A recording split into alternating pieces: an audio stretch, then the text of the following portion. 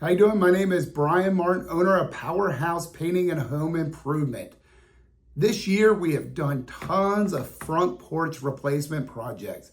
What does that consist of? That's new columns or new posts and new top rail, bottom rail, and spindles. So how much does that cost? The short answer, as always, it depends. That depends on the size, how many columns, how many railings, but on average, a front porch can be replaced between $2,500 and $6,500. We've done some that are a little bit less and we've done some are more, but what does $2,500 equal?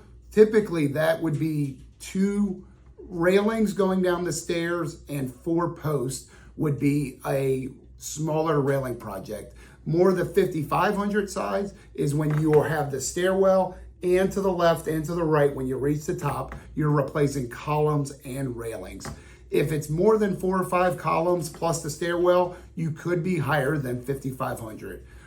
What does this get you? We recommend our vinyl option. So typically you can replace your front porch with a vinyl rail system between $2,500 and $5,500 for the average home in our area.